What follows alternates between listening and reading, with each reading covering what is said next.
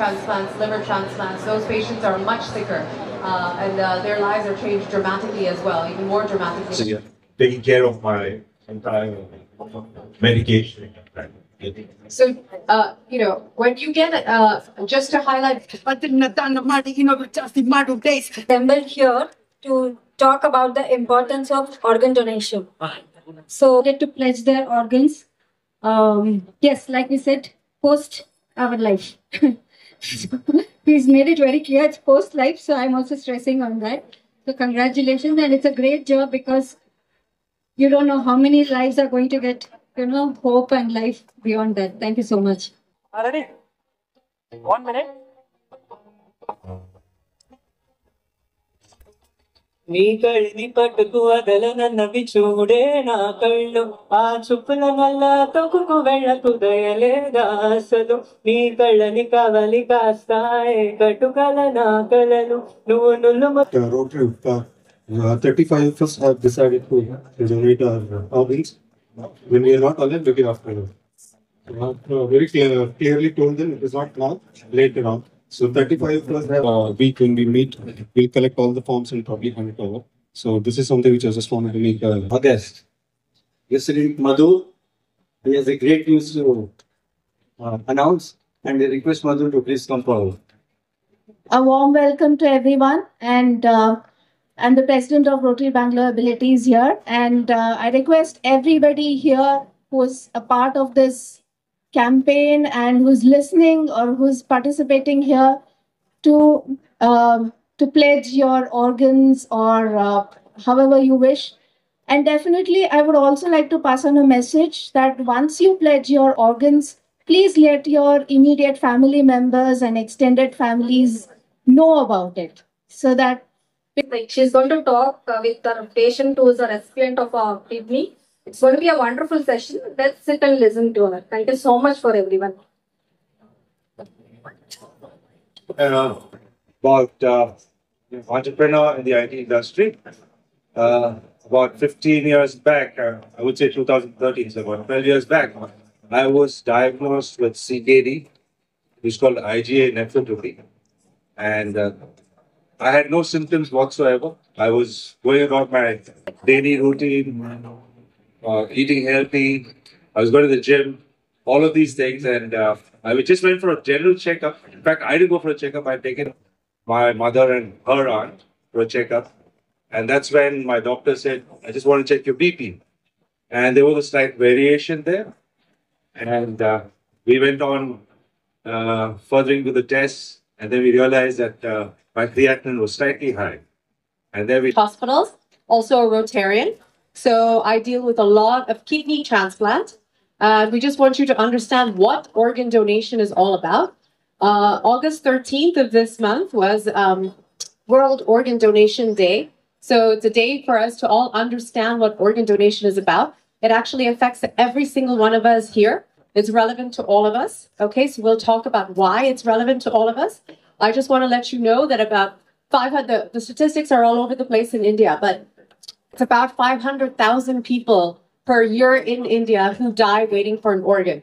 So an organ in terms of what? Lung, kidney, liver, heart, so on. Several different organs. Some organs can be donated from a living individual. Many organs cannot. Many organs have to come from someone who's passed away. But an organ failure can affect anyone of any age. It's not a disease. Organ dysfunction is not specific to the elderly. Little kids can get organ failure. Little kids can get transplants. Okay, kidney transplants, liver transplants. So this is a very important topic, and all of us have something to contribute. So I'm going to start off by introducing a patient here, Mr. Saji Francis, who's going to tell you what his experience has been like living with organ failure. That can be picked up on time. Now, coming to kidney disease, it's a very deadly disease. As Dr. Pallavi just mentioned, patients are on dialysis. There is nothing else that they can do apart from being on dialysis. Now, dialysis can happen regularly. It can happen, alternate days. So they cannot do anything. They cannot do anything. And the only way to get them off dialysis is transplant. And as you know, many people don't live longer when they are on dialysis. Whenever the patient has a family to come forward to get an organ, it's well and good. But if in case there is no one, they go up being on wait list. Now we have an enormous amount of patients on wait list and waiting for an organ, but unfortunately very few people who are donating. That is the problem in India. The arms, Ria's arms were donated to Ananta Ahmed. And this girl who's in Mumbai, and she traveled all the way to Ahmedabad to tie Rakhi to her brother, Ria's brother, you know. So it was such a touching moment. When you see the video, if you check on Instagram, you can see that. When she goes from Mumbai to Ahmedabad to meet her, the family which gave her the hand, her mom holds her hand and kisses her hand because she remembers her daughter. Good evening, everyone. Good evening. Ivattu ನಾನು doctor ಮೇಘನಾ, ನಾನು Rotary Bangalore ಶಂಕರಾಬಾಗ್ನ president and Rangadore memorial ಹಾಸ್ಪಿಟಲಲ್ಲಿ work ಮಾಡ್ತಾ ಇದ್ದೀನಿ.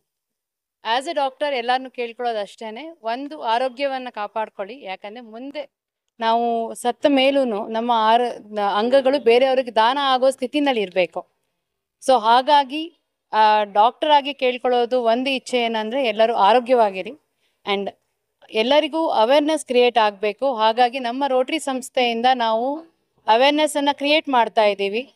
And ಎಲ್ಲರಲ್ಲೂ request ಏನಂತ ಹೇಳಿದ್ರೆ, ಎಲ್ಲರೂ ಸಾರ್ವಜನಿಕ ಜಾಗಗಳಲ್ಲಿ ದಾನ ಮಾಡುವ ವಿಧಾನವನ್ನು ನಾವು ಬೆಳಕಿಗೆ ತರಬೇಕು. ಎಲ್ರಿಗೂ ನಮಸ್ಕಾರ.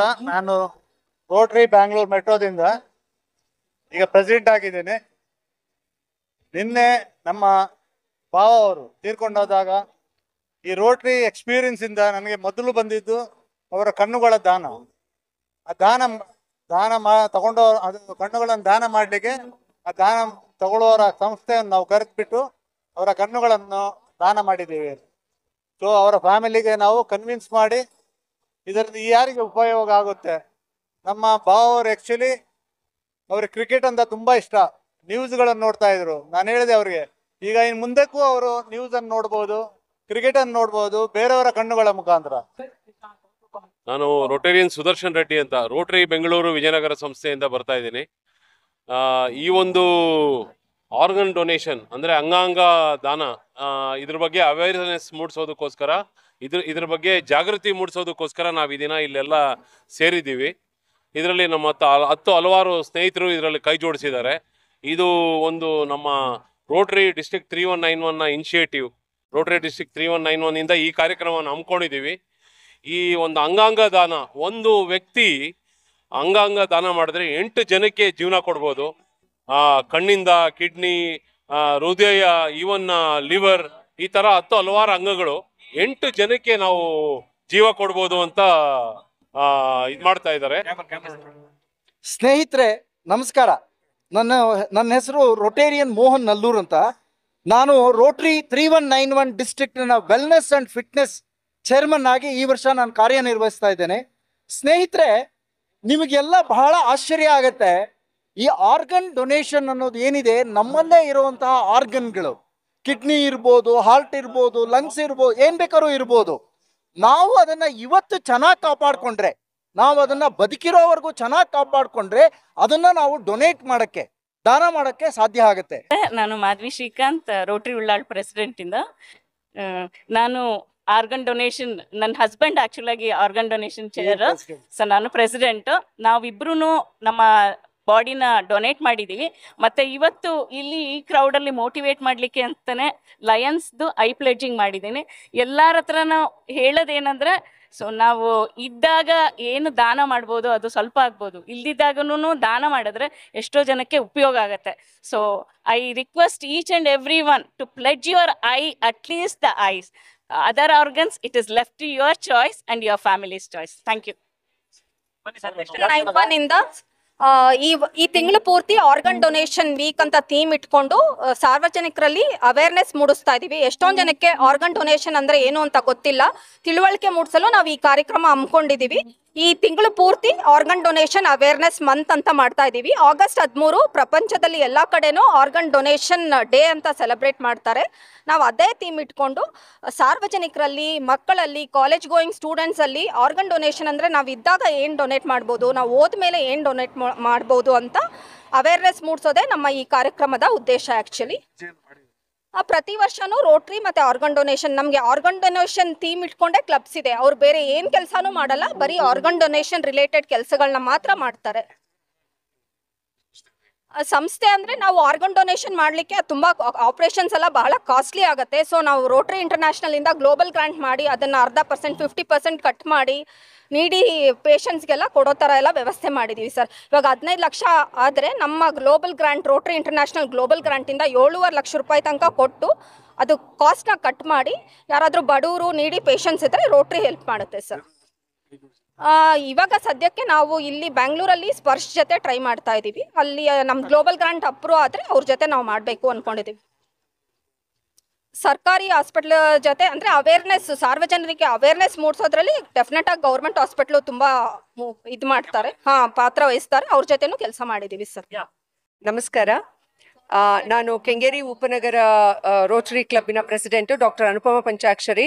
ಒಂದೇ ವಿಚಾರ ಅಂದರೆ ಇಲ್ಲೂ ನಾವು ಇದನ್ನೇ ಹೇಳಿದ್ವಿ, ಲೈಫ್ ಬಿಯಾಂಡ್ ಯುವರ್ ಡೆತ್ ಅಂತ. ಅಂದರೆ ನೀವು ಸಾವಿನ ನಂತರನೂ ನೀವು ಬದುಕಬೇಕು ಅನ್ನೋಂತಹ ಇಚ್ಛೆ ಇದ್ದರೆ ನಿಮ್ಮ ದೇಹದಲ್ಲಿರುವಂತಹ ಎಲ್ಲ ಅಂಗಾಂಗಗಳನ್ನು ದಾನ ಮಾಡೋದ್ರ ಮುಖೇನ.